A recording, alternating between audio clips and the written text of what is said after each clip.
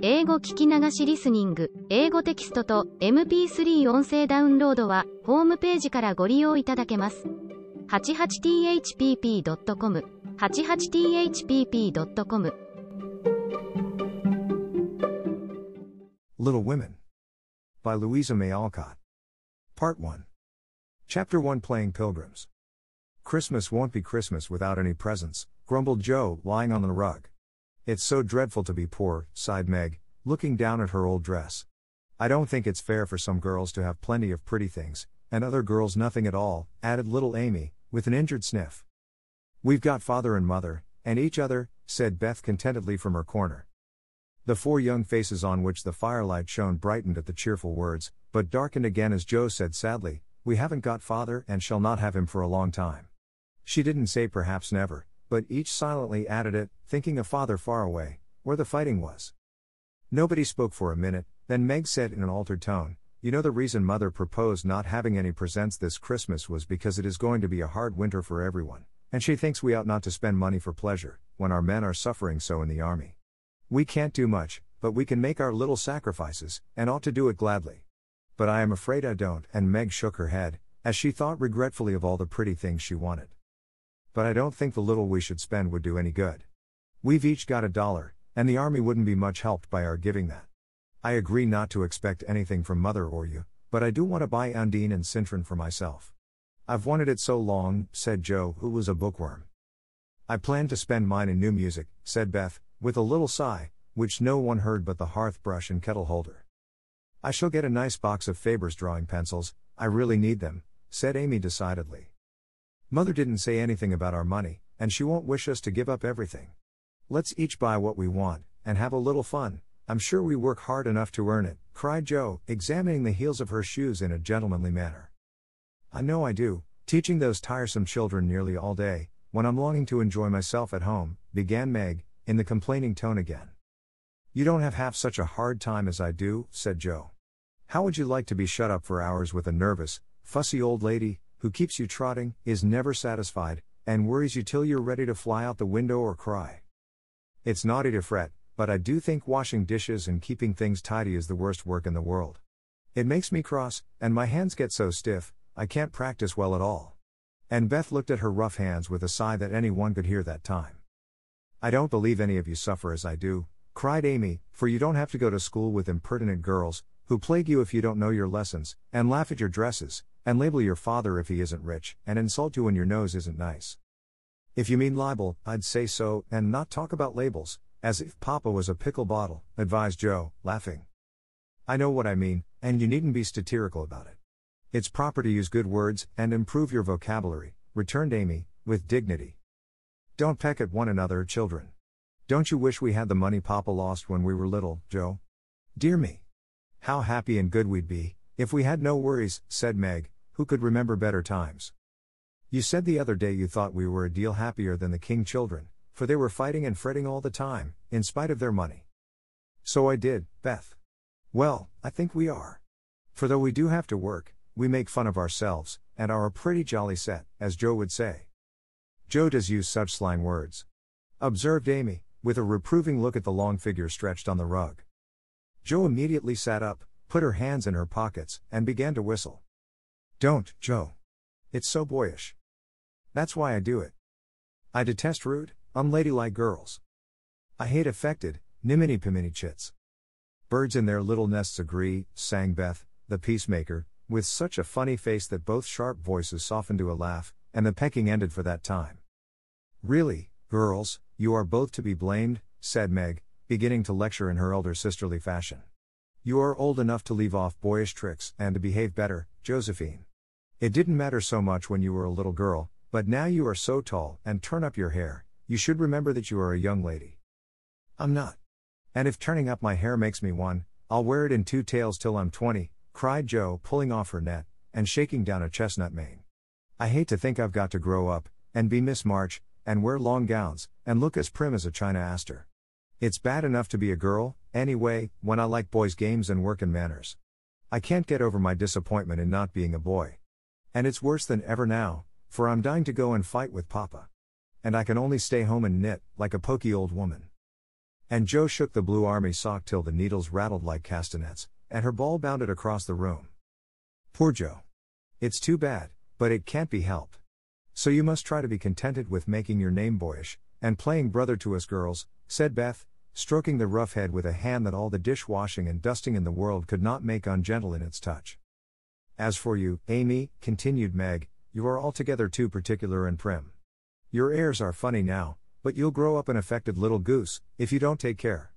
I like your nice manners and refined ways of speaking, when you don't try to be elegant. But your absurd words are as bad as Joe's slang. If Joe is a tomboy and Amy a goose, what am I, please? Asked Beth, ready to share the lecture. You're a dear, and nothing else, answered Meg warmly, and no one contradicted her, for the mouse was the pet of the family. As young readers like to know how people look, we will take this moment to give them a little sketch of the four sisters, who sat knitting away in the twilight, while the December snow fell quietly without, and the fire crackled cheerfully within. It was a comfortable room, though the carpet was faded and the furniture very plain, for a good picture or two hung on the walls, books filled the recesses, chrysanthemums and Christmas roses bloomed in the windows, and a pleasant atmosphere of home peace pervaded it. Margaret, the eldest of the four, was 16, and very pretty, being plump and fair, with large eyes, plenty of soft brown hair, a sweet mouth, and white hands, of which she was rather vain. 15-year-old Joe was very tall, thin and brown, and reminded one of a colt, for she never seemed to know what to do with her long limbs, which were very much in her way. She had a decided mouth, a comical nose, and sharp, grey eyes, which appeared to see everything, and were by turns fierce, funny, or thoughtful. Her long, thick hair was her one beauty, but it was usually bundled into a net, to be out of her way.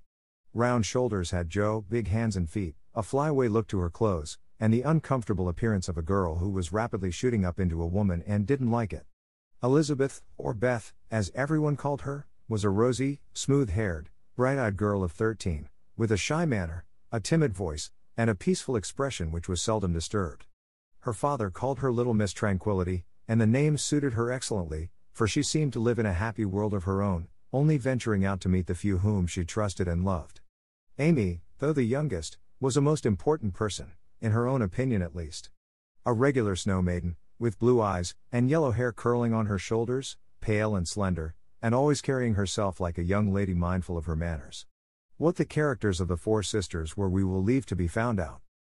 The clock struck 6 and, having swept up the hearth, Beth put a pair of slippers down to warm. Somehow the sight of the old shoes had a good effect upon the girls, for mother was coming, and everyone brightened to welcome her. Meg stopped lecturing, and lighted the lamp. Amy got out of the easy chair without being asked, and Joe forgot how tired she was as she sat up to hold the slippers nearer to the blaze. They are quite worn out. Mommy must have a new pair. I thought I'd get her some with my $1, said Beth. No, I shall, cried Amy. I'm the oldest, began Meg, but Joe cut in with a decided, I'm the man of the family now Papa is away, and I shall provide the slippers, for he told me to take special care of Mother while he was gone. I'll tell you what we'll do, said Beth, let's each get her something for Christmas, and not get anything for ourselves. That's like you, dear. What will we get? Exclaimed Joe. Everyone thought soberly for a minute, then Meg announced, as if the idea was suggested by the sight of her own pretty hands, I shall give her a nice pair of gloves. Army shoes, best to be had, cried Joe. Some handkerchiefs, all hemmed, said Beth. I'll get a little bottle of cologne. She likes it, and it won't cost much, so I'll have some left to buy my pencils, added Amy. How will we give the things? Asked Meg. Put them on the table, and bring her in and see her open the bundles. Don't you remember how we used to do on our birthdays? Answered Joe. I used to be so frightened when it was my turn to sit in the chair with the crown on, and see you all come marching round to give the presents, with a kiss. I liked the things and the kisses, but it was dreadful to have you sit looking at me while I opened the bundles, said Beth, who was toasting her face and the bread for tea at the same time. Let Mommy think we are getting things for ourselves, and then surprise her. We must go shopping tomorrow afternoon, Meg. There is so much to do about the play for Christmas night, said Joe, marching up and down, with her hands behind her back, and her nose in the air.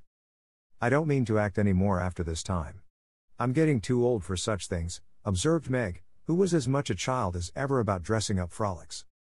You won't stop, I know, as long as you can trail round in a white gown with your hair down, and wear gold paper jewelry. You are the best actress we've got, and there'll be an end of everything if you quit the boards, said Joe. We ought to rehearse tonight.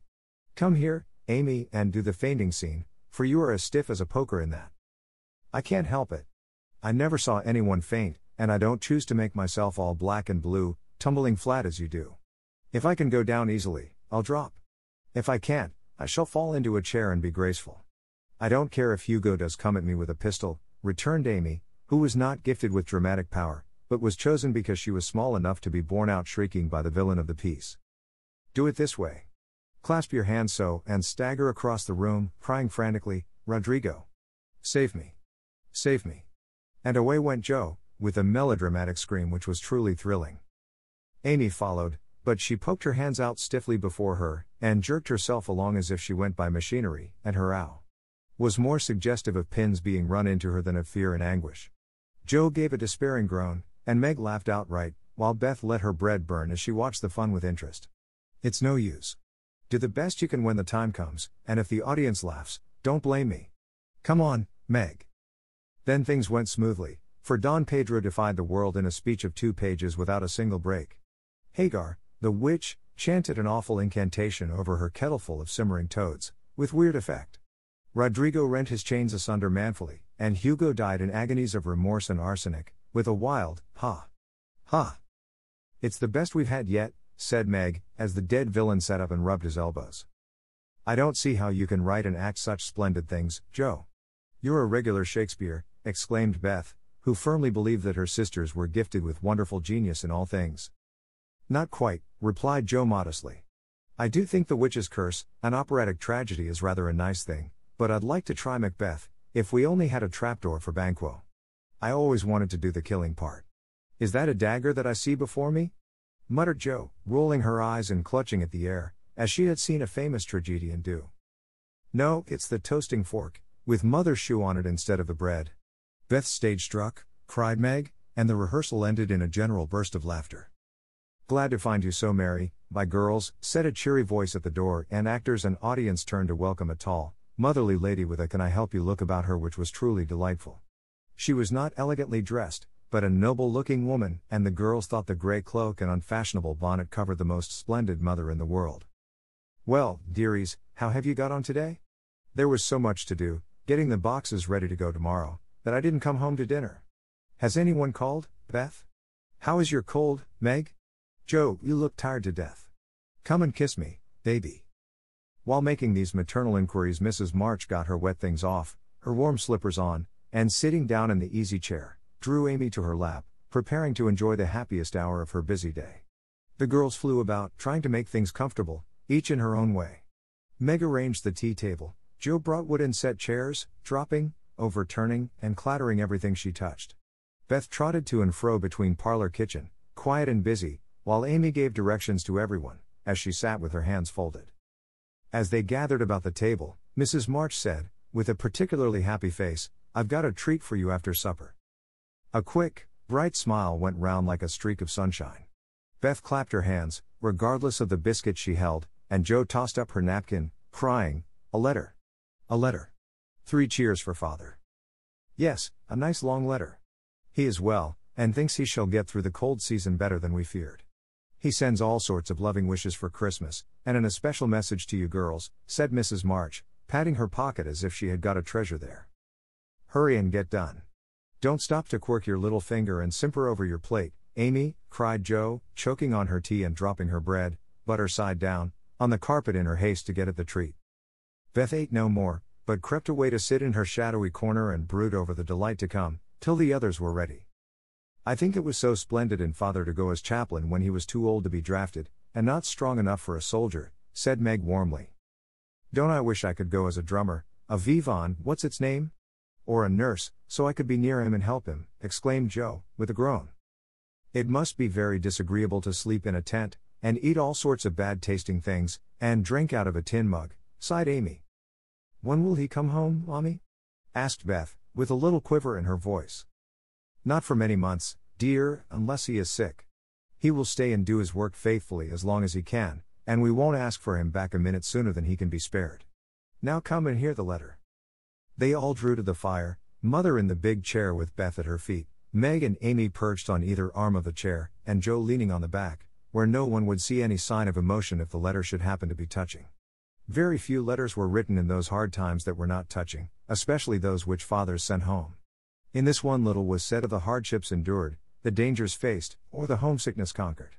It was a cheerful, hopeful letter, full of lively descriptions of camp life, marches, and military news, and only at the end did the writer's heart overflow with fatherly love and longing for the little girls at home.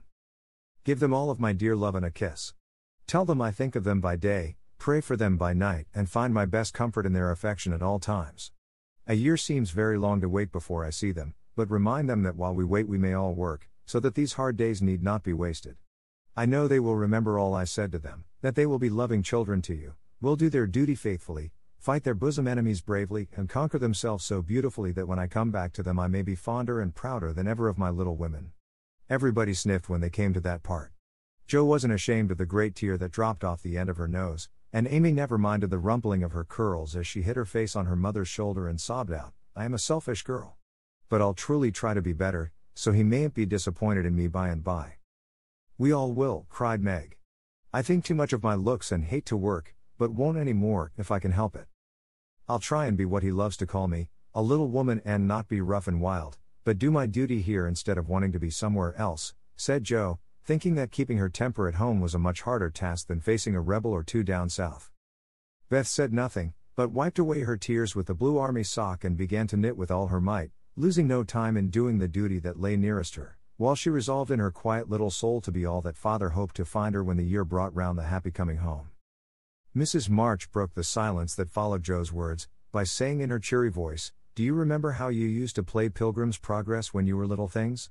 Nothing delighted you more than to have me tie my piece bags on your backs for burdens, give you hats and sticks and rolls of paper, and let you travel through the house from the cellar, which was the city of destruction, up, to the housetop, where you had all the lovely things you could collect to make a celestial city. What fun it was, especially going by the lions, fighting Apollyon, and passing through the valley where the hobgoblins were, said Jo. I liked the place where the bundles fell off and tumbled downstairs, said Meg. I don't remember much about it, except that I was afraid of the cellar and the dark entry, and always liked the cake and milk we had up at the top. If I wasn't too old for such things, I'd rather like to play it over again, said Amy, who began to talk of renouncing childish things at the mature age of 12. We never are too old for this, my dear, because it is a play we are playing all the time in one way or another. Our burdens are here, our road is before us, and the longing for goodness and happiness is the guide that leads us through many troubles and mistakes to the peace which is a true celestial city.